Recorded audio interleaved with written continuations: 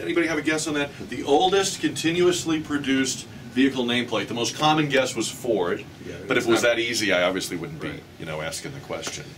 Nope. The answer, I know you know it, Karen. Right. Sure. Mercedes. Autocar. Autocar is a truck manufacturer that started in Pennsylvania in 1901. And they make trucks, they make specialized trucks, but they actually made cars in their early years, and they made very good cars. They were considered like technologically advanced cars, but their truck business around World War I, their truck business got so strong that they stopped making cars and they stayed with trucks and they never went back to cars. And so that's actually the answer, but I apologize for asking. It was a much too complicated. We had a winner, and the guy knew it, and then he hung up. I think he was maybe afraid to admit that he knew it. Like, who else besides Riccardi would exactly? What kind of loser would know that? All right, unless you have an Apple iPhone 4S. All right, on our gang today, let's meet the gang. We have State Representative Lyle Larson, who, when the legislature is not in session, is available to us for Gang of Four. Welcome back, Lyle Larson. Well, good morning, Jack. How have you been? Things are good. Getting ready for the 3rd annual San Antonio International Farm Ranch Show and the tractor pulling extravaganza. So, are you going to pull a tractor? I will be in attendance watching these guys. You're not personally going to do that? No, it's high octane intensity. No. These guys bring in these 2,500 horsepower tractors and in the Coliseum on the 11th and 12th of November. Very good. All right, Lyle Larson on Gang of Four today. Gilbert Garcia is a reporter for Plaza de ArmasTX.com and the author of a soon-to-be published book about politics. Gilbert, welcome back, and remind us again about this. This is the book about the 1976 presidential race. That's right. Thanks, Jack. Yeah, the book is called Reagan's Comeback: 4 Weeks in Texas That Changed American Politics Forever, and it'll actually be it'll be out in early January, but if you don't mind a little plug, it's available for pre-order right now at Amazon.com, Barnes & Noble, and various other sites. And basically looking at the Reagan-Ford primary in Texas in '76, because it was a really pivotal one where Reagan was on the verge of dropping out of the race, and he pulled out a big win, and it really kind of turned around his political career at that point. And even though he doesn't win the nomination that year, it saves his sort of bacon for 19. And kind of helped the movement that we think of as the Reagan movement and the Reagan Democrat phenomenon and so on. That was really kind of a launching point for it. All right, and I would like the first interview when this book comes out. So. Is that because no one else has asked, or because you actually like it? Oh, okay, I didn't know. He said it so. He answered so quickly. I thought maybe I'm the only one who's asked. All right, people will often say to me, "How come you don't have a listener on Gang of Four? How come you don't have a caller on Gang of Four? How come you don't invite your callers to be on Gang of Four?" So we've invited our caller to be on Gang of Four. Carlos Abelar calls our show what? 2-3 times a week anyway. Something like that. Posts on the Facebook page, votes in the JR poll. You know Carlos because he is, first of all, my favorite fellow devotee of Austrian economics, right? Exactly. He, Ludwig von Mises, and I are like, you know, like this close. And then he's also a very, very diehard Ron Paul supporter. I guess that's probably what you're best known for, right? Yeah, I mean, I call in and You post his videos. Yeah, exactly. and I know the guys here were just getting to know you a little bit and asking you, how long have you been a Ron Paul fan? I've been a Ron Paul supporter since '07. I saw a documentary, he came out on it, and ever since then, my life has changed, basically, because I feel like I've been awakened some. Now, besides being a Ron Paul supporter, what do you do? What else goes on in your life? Just a small company, general contracting, and just family business. So I'm here while other people are working right now. There you go. Well, it's Friday. Believe me, we're going to put you to work. Don't worry about that. All right. They're saying today that NATO, when they hit that convoy in Libya, didn't know that it was the Gaddafi convoy. So they're saying, oh, it was just a lucky coincidence that we got him. And what went through each of your minds when you saw that news yesterday, that he was dead and the pictures of him all bloodied? And Lyle, what did you think? Well, that country has been in turmoil for decades, and I think it's fitting that it ended the way it did. To be honest with you, a lot of the folks that lost folks in the Scotland flight, and they finally had some kind of closure. You know, it's very similar to what happened with Saddam. Hussein. If you look at it, he was Live by the sword, die by the sword. right, and he was in a hole when they found him. You know, it was like I was thinking it was very similar to a rat. You know, a rat will climb and try to go into a dark area and stay away. And now the challenge is getting that country stabilized and getting a good government put in place. And that's as we've seen in that part of the world, that's a lot more difficult than just saying it. Yeah, I guess he had a gold-plated pistol, one report said. I don't know what that was all about, but that didn't help. Yeah, I wasn't going to help him. That's Don't bring a gold-plated pistol to a revolution, I think is the rule. You're in that drain pipe. I had a similar reaction to Lyle's. I mean, I think it was justice done. I think most people felt that this is what he deserved. But at the same time, there's so many questions about what's going to happen in Libya, and I think there tends to be sometimes with these types of things maybe a premature sense of triumph. I mean, there is a victory here, but at the same time, we really don't know what's going to happen to that country. Now, Carlos, obviously officials in the administration and NATO really spiking the football and crowing about how this just goes to show that the airstrikes were successful, and perhaps even this particular airstrike led to his capture and killing. So for those of us, and I know you're of like mind with me, who think that we are beginning to become real adventurists, this is going to encourage more of the same. Yeah, like my thoughts when I first heard the news yesterday was that was kind of like, who is gonna in my lifetime, I wasn't a part of the Lockerbie bomber, so I have no emotional attachment to that incident, but my thinking was, who's gonna be our next puppet there? That really was my thinking, because in the past presidents, past administrations were all comfortable with this guy until recently. So that was more my thinking, like, well, who's going to be the next guy that we have in there? Or if there's not, is he going to be hostile to people that are our well, is there? But I mean, if you admit that you don't know what will happen next, and nobody knows, and we probably cannot control the outcome, at least for now. I don't think we could put a puppet in there right now if we wanted to. Does that mean it's a bad idea to do these airstrikes or do these things that intervene on behalf of a revolution, intervene on behalf of an Arab Spring? Is there, in other words, does this outcome justify Obama's Libyan operations or not? Well, we didn't do it in Iran. You know, we had the same level of revolution over there, and people were calling for NATO to get involved, in particular the United Wouldn't the response States. to that be, well, you know, Iran is not as doable as Libya? Exactly, and that's what it is. So we're going to be selected on the ones that we feel comfortable that we're not going to have much collateral damage. Gilbert, is Secretary Clinton right to say, you know, that this should sort of silence the skeptics? Well, you know, I'll say this.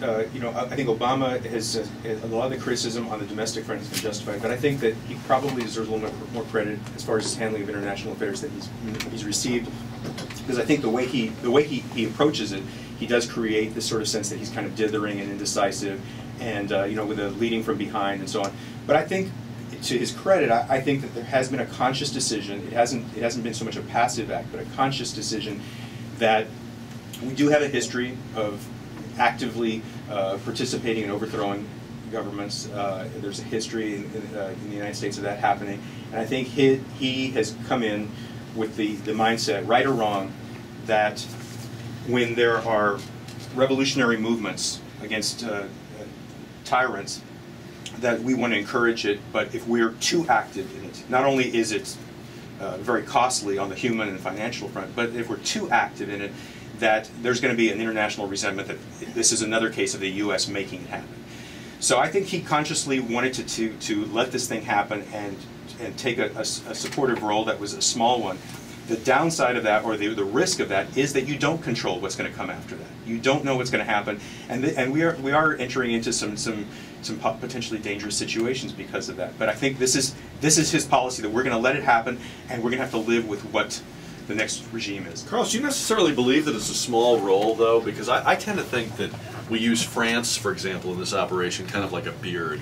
I'm not sitting here really thinking that the French flew the majority of the missions or even a plurality of the missions. So when we say we're leading from behind, or when we say we're playing a support role, I think we did most of the heavy lifting in Libya, didn't we? Well, we know that, but like Gilbert was saying, that the perception is that maybe on the ground it didn't come off like that, and that's why maybe the people of Libya were celebrating in this, like when it was Iraq, we had American flags, and people were like, you know, kind of like they had more of a partnership with America. But this one, whether they liked it or not, they were either blaming us or crediting us. Yeah, and this one has the sense that it was more of a Libyan-led front, or rebels-led front, and maybe that's the new way of doing it. I mean, I don't agree. I mean, that's if you agree with the premise that we should even be over there, but that might be the new way of doing it. Why do you disagree that we shouldn't have been over there?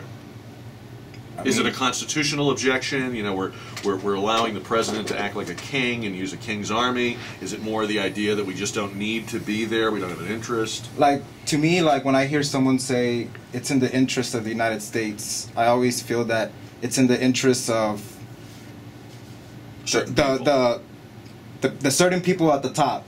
And what is my interest in what happens in Libya exactly? Some people will say, well, we need oil or the oil, but I mean, Japan has no natural resources, and they don't go around the world bombing people for oil. Yeah. Well, and we don't get Libyan oil anyway. Europe gets Libyan. A small percentage, right, or something, I think. What would there ever be in the modern era? Would there ever be a time when every American could say, yes, this is in my interest, this is in everybody's interest, to do anything? To get a consensus? Yeah. How would you get that? You'd have to have another country declare war on us. Or like physically invade us? Exactly. Okay. And then everybody will then get together and go get them. So short of that, you would be pretty pessimistic that there's ever going to be a national consensus that we need to intervene in a foreign country. I'm always cautious about stuff like that, just because once you get to, you can do actions without knowing all the information, and once you get the information after you've probably killed a bunch of people, you look back and you're like, wow, I mean, you know, we just did a lot of damage in that country. Lyle, I mean, you know, it wasn't that long ago that we were fighting wars that had 90% approval ratings among the American people. Is that gone? Is that a thing of the past? Well, we've got NATO alliances, and we're going to step in any time there's a threat. I mean, the ones that scare me the most are the Taiwanese situation, and the Japanese, and the South Korea issue, where you've got a huge army prepared to go to war with us in supporting their allies. And I think that we need to be very careful when we intervene on these circumstances like this. It was funny because Obama, I think, reluctantly takes credit for it. Because he's more of a pacifist, and I think he was driven to do this because of all the media reports about the atrocities that were taking place under Gaddafi's hand when he was trying to repel the rebel movement. And I think that was what motivated him to do it. And then when he came out and you saw the press conference, it was like, well, okay, I'm going to jump out here and take some credit for it, when I reluctantly agreed to it, and I got half the American support on it. And so it was interesting. I don't know. Maybe that's the way things are going to be, though, in the way this country is now. That's maybe 50% is the new 90%. So somebody attacks Israel, and all of a sudden we're put in a situation where we're their strongest ally in the world, and we go to their defense. The American population, are we going to be split on that as well? Because that war is going to be more protracted, and it's going to cost us a lot more lives and monetarily. So I think that's where we got to be careful. You start intervening, and I understand the stabilizing aspect of creating democracies in that region, and hopefully they're friendly to us. We can see that it's going to take a long time to get these governments situated. In Afghanistan, we have just outright distrust for everybody that's supposed to be our allies, and we've had some consequences of that to American service folks over there. So I think that we do need to be more careful about getting in this, but we've got some that are on the horizon that scare me, because there's overt threats towards our allies, and there's just an assumption that we're going to come to their aid.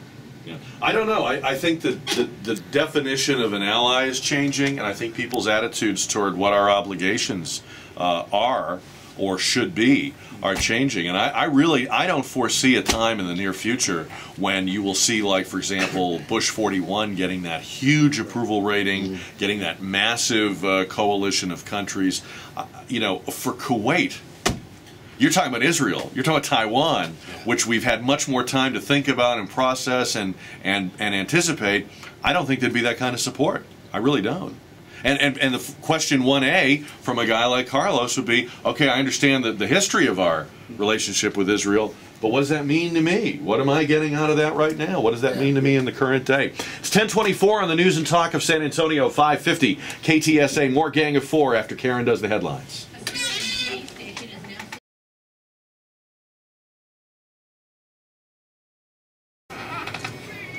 So, yeah. Okay, here we go.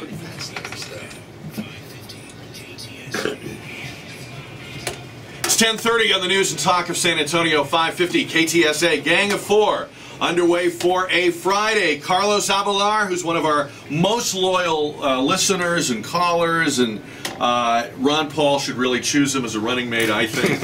I don't think you're old enough, right? You're probably not constitutionally qualified. And we have Gilbert Garcia from Plaza de ArmasTX.com, and the forthcoming book, which will be out in January, which is called Reagan's Comeback: 4 Weeks in Texas That Changed American Politics Forever. All right, if you're a political junkie, you're going to want to read this book. And Lyle Larson's a political junkie, right? I am. He is. He's a state representative. He's been a county commissioner, a city council member. Not all at the same time, but Dog catcher. over a long period of time. All right, San Antonio got rattled a couple of ways this week. We had an earthquake yesterday morning. Did any of you feel the earthquake? I was here. I didn't feel it. I didn't. I had a buddy that lived down in Karnes County, my business partner, and he said he felt like a gust of wind hit his house. Yeah. And he said there was definitely a physical feedback. I'm an unfeeling person, I've been told, so obviously I couldn't feel it. But the other thing that rattled us this week was these guys that were arrested at the courthouse downtown. Now I have to tell you, while maybe people jumped to conclusions or overreacted initially, the idea of French Moroccan nationals driving around in an RV, visiting the courthouse in the middle of the night, I'm not sure I buy that this is just a drunken episode. I know that's the story they're putting out. And they had pictures of various well, I don't dams. Know if that, was that confirmed? I don't know if that was confirmed. But I mean, you know, I have to say, and I have had a couple of law enforcement guys call me and say, look, I can't give you my name, but there is more to this, and we've been told we can't comment. I kind of get the feeling we're being given a cover story here. Does anybody else get that feeling, or am I just wearing a tinfoil hat, or what? I just have, it's just kind of hard for me to understand. I know I've been around some drunken, college prank behavior, but this, I don't, in my day, but I just don't. He's been around it, Gilbert. I've been around it. Yeah, people have talked to me about it. Yeah, not a participant necessarily. But I just don't understand this at all. And if there was some place you wanted to pull some sort of like drunken prank at, why would you go into the courthouse? I mean, isn't it like the most boring place you could go into to pull something? I just don't understand what the joke was for them in this. Yeah. Something about this just doesn't. Well, I think that, and I talked to some folks in the Bexar County Sheriff's Office yesterday about it and said, how bad did we mess up on this? And they said, what do you mean? And I said, well, obviously in those investigations, when the federal government's involved, they'll go in and you never hear about it. Right. And they'll go in, we'll hear about it in a month and a half about they intervened to spoil a plot of these folks were looking at a number of public facilities, including some government buildings in San Antonio where you have a huge military footprint. So you have a big splash from that standpoint. It's not that secured. And the concept was that the feds would get involved, but what my understanding is they were detected, and then SAPD was brought in. They've got a unit that can come in and get these guys without creating a whole lot of problems. And then they were arrested, and when they were arrested, there was cameras watching it all happen. Well, in these terrorist cells, they close off immediately, because the communication links both on your telephone and your computer wherever this was tracked back to, it makes it virtually impossible for the feds to go back and backtrack and figure out, okay, where were the connections? Who are the other people? Decentralized. Right. Everything, and so we lose the connectivity to the larger cell when something like that happens. So I don't, you know, 3 of them, or 2 or 3 of them were on the terrorist watch list. Yeah. They flew in September 10th. You know, so there are too many coincidences, and I think what happened with Amadeo Ortiz and Nelson Wolff, they got out and they said, we did everything we were supposed to do.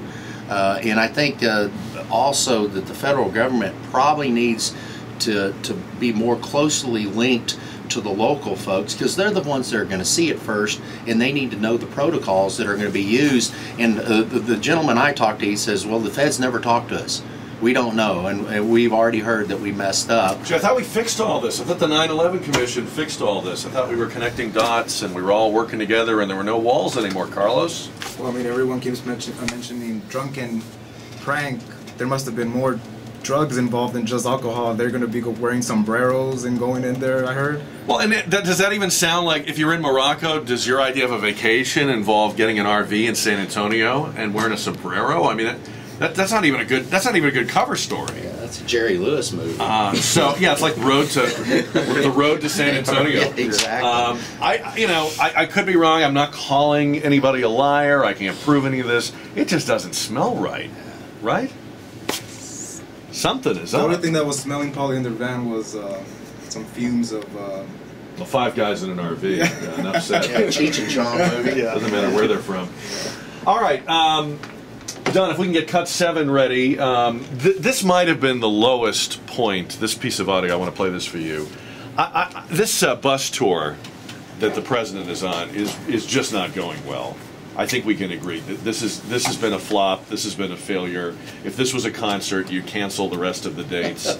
But here is the president with an audience at a fire station, so subdued he has to prompt them to applause. Listen to this.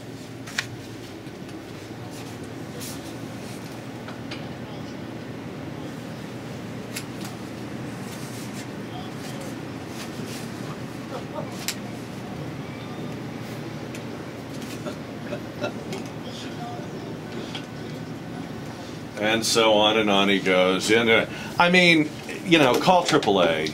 Get this bus towed back to wherever it's, Canada or wherever they built it, right? Is this working for him? Doesn't seem to be. Everything he's doing right now is falling on deaf ears, and I think that we're waiting for the next election cycle. I don't know what he can do to gain the trust of the folks in this country right now, because everything he said and what the consequence of his action was going to turn it around. Obviously, the Republicans and most of the independents have very little to do with him, and he's also fractured his party. I still believe that the Democrats' best opportunity is to run another candidate. Okay, but I mean, what are the odds? Yeah. That's like what, a 1 in a million?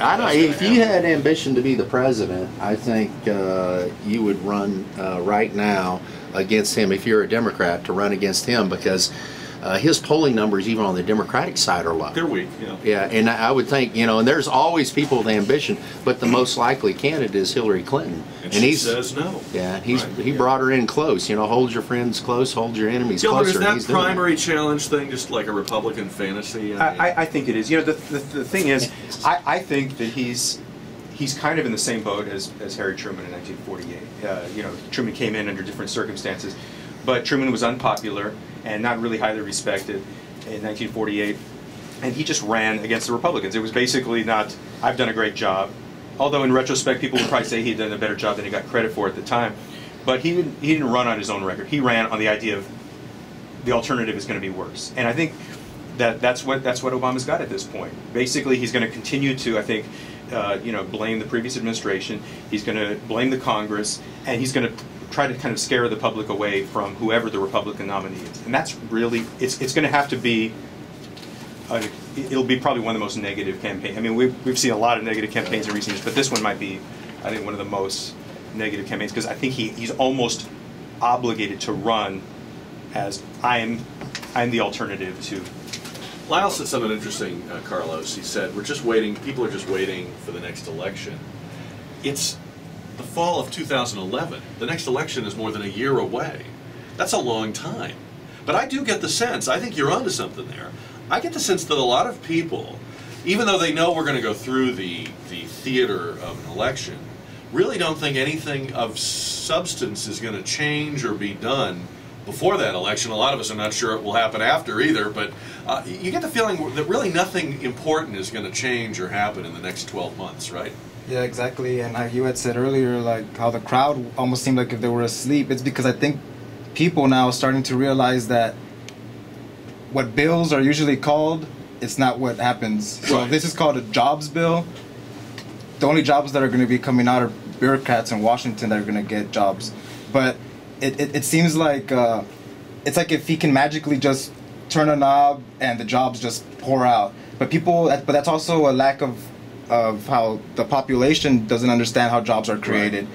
And in other words, if only the government would do the right thing, we'd all have jobs. Yeah, exactly. Last night I was watching Rachel Maddow, and she had Krugman on. And why do you put yourself through that?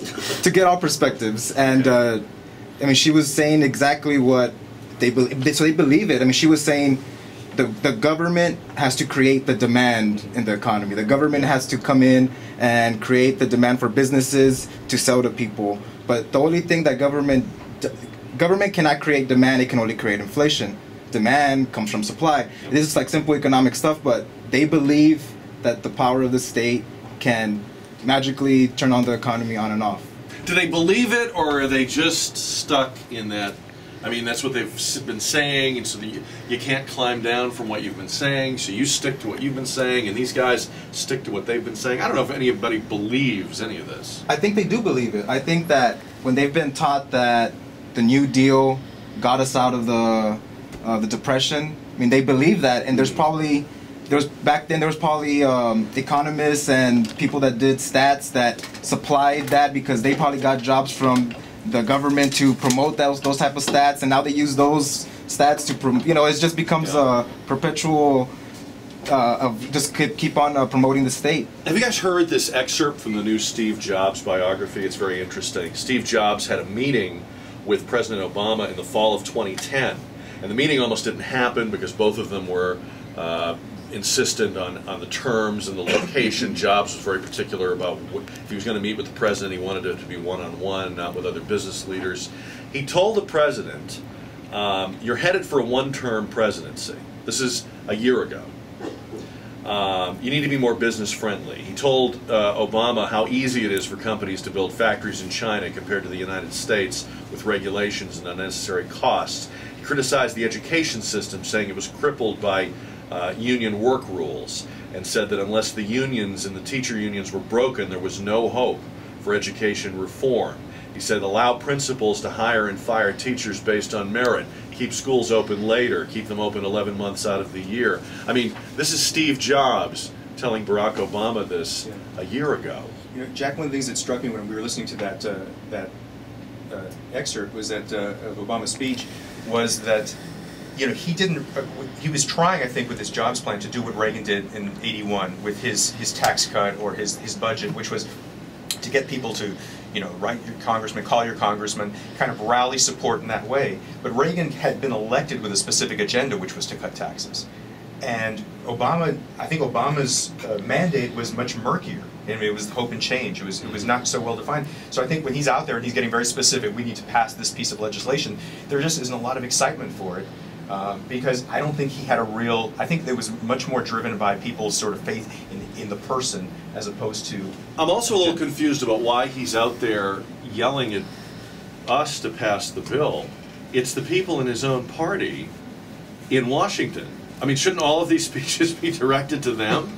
What are we supposed to do? Well, he's trying to use the bully pulpit, but it's not, obviously it's not working. It's not going to work. All right, we're going to come back with more Gang of Four and talk some more about the Occupy movement, the election, other things that made news this week. 10:44 on 550 KTSA.